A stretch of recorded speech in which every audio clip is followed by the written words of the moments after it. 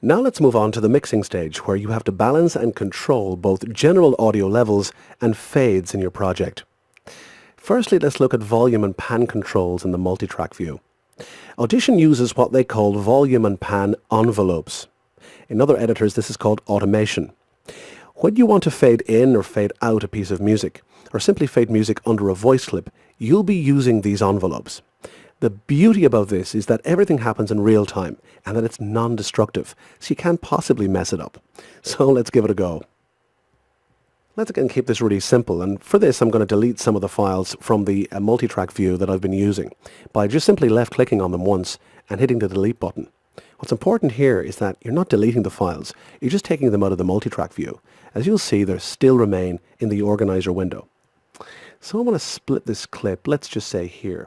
I left-click it on the point that I want to split it and Control K, like we've seen in the previous video.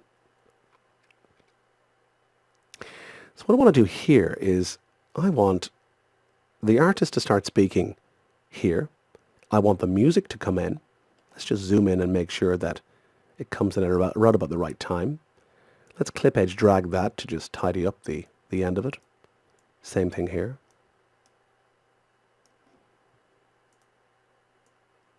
More clip edge dragging. Okay, let's scroll back out. Let's Control and A to select all the clips. And by right-clicking, let's move them all back to the beginning of the timeline.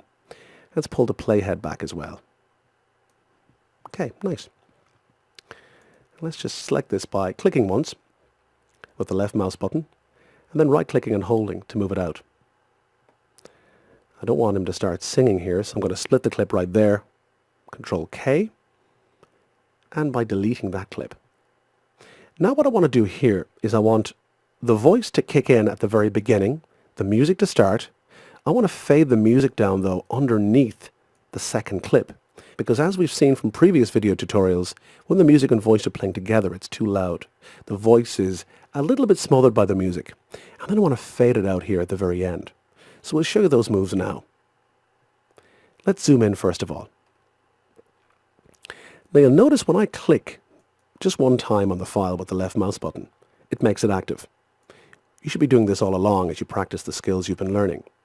But notice at the very top of each audio file, there's a yellow line. That is your volume envelope. If you don't see it, all you've got to do is go into View and make sure Show Volume Envelopes is enabled. For this, we're going to deselect the pan envelopes. Let's keep it simple. The pan envelopes appear as a blue line in the middle of the file. The volume envelopes, top, and they're yellow. And these act very like rubber bands. You'll see in a second. To reduce the volume level underneath the voice, all I've got to do is move my cursor right on the volume envelope and create 2 edit points. For a general fade in or fade out, you'll need 2 edit points. For fading down, your first edit point stays as it is. The second one moves down. I'll move that down halfway. Same thing at the end. We want the music to fade up. We'll put in 2 edit points again at the end. This time, the second one stays stationary, whilst the first one does all the work. We'll bring that down halfway. Okay, good. For a basic fade out, again, we just need 2 points, a start and an end. Let's put an extra edit point in there, and let's drag down the second one this time to create a nice fade out. We're going to adjust the release on the fade out very simply by moving the edit point. Again here, just to recap, I'm left clicking each time I want to add an edit point, and I'm also left clicking every single time I want to move the edit point. But for moving the edit point, it's left clicking and holding. To get rid of an edit point, click it, drag it to the bottom of the audio file, and let go. Now let's have a listen to our production. Playhead back to the very beginning, and let's listen. Back in the studio, I tried to recreate this. The mark making, the scratching of the palette knife against the board, the application of paint by brush. I tried to rediscover or evoke that memory.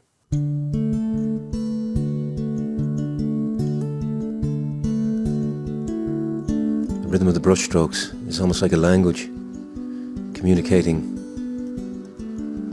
the same way as the sea, the way it communicates. When you hear the sea usually before you see it, particularly where I live in Phoenix, a wild place, Ian Ort.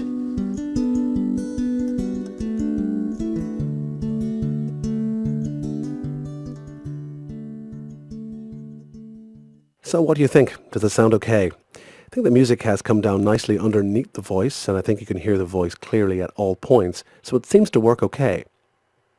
Next thing I want to show you is how to add some real-time processing. So let's just say, for example, we wanted to add some reverb to John's voice. We don't want to do it here, but let's just imagine. Let's mute the music track, and let's add the real-time effects. I'll show you this one time for reverb, and you'll be able to use it to apply almost any of the real-time audio processing effects in Audition. Click the Effects tab. This takes you into a very primitive looking effects rack, but it does a good job. Here on the left-hand side, you'll see a good proportion of the effects you have from the edit view. Not all of them are available due to processing constraints within the software and within your computer, but most of the important ones are. So over here, let's go into Delay Effects, and let's go to Quick Verb. Let's add that to the effects rack. You'll need to do this to make it available on the track, and click OK. Now you'll see the effects button is depressed. By clicking this once, it will take you into the effects that you have programmed into the track. In this case, just the quick verb. We have Smooth Plate enabled as the default here, and we'll leave it just so we can show you. By left-clicking and holding on the title bar of FX1, you can move it around. Let's move our playhead back to the beginning and listen to John with some Smooth Plate reverb on. Back in the studio, I tried to recreate this. The mark making, the scratching of the palette knife against the board. This is very important as well if you're playing around with music and the way music sounds. In fact, as opposed to processing the music in the edit view, we could have waited to the multi-track view to try out different reverbs and different EQ. But again, that's very much up to you. If you'd like to deselect any of those real-time processing effects, right-clicking on the FX button will bring you up a bypass option. If you select that, FX1 will be now in brackets, which means it's not active. Let's just check that out. Back in the studio, I tried to recreate this. The mark making, the scratching of the palette knife against the board. Now let's show you some final track and clip controls when it comes to mixing.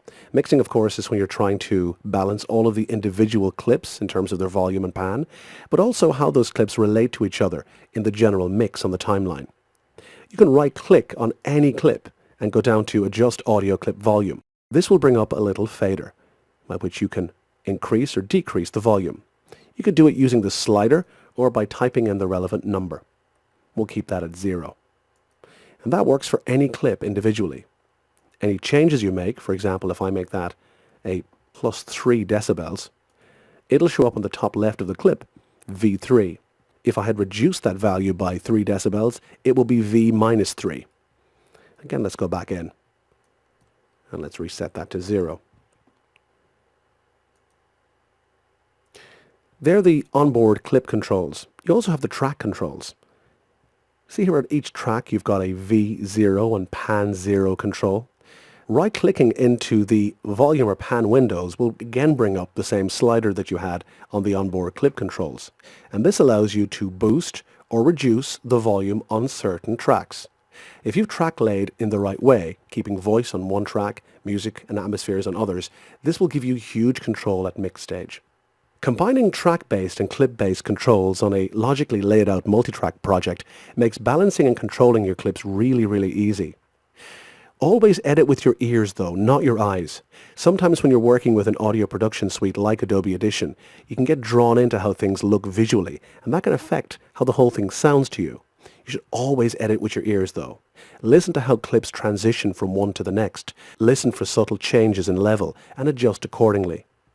Always keep your eye on the level meter and keep your mix levels between -6 and -3 dB. And that's it for the multi-track view processing. Next, in our final video, we look at bouncing down your mix and exporting your audio.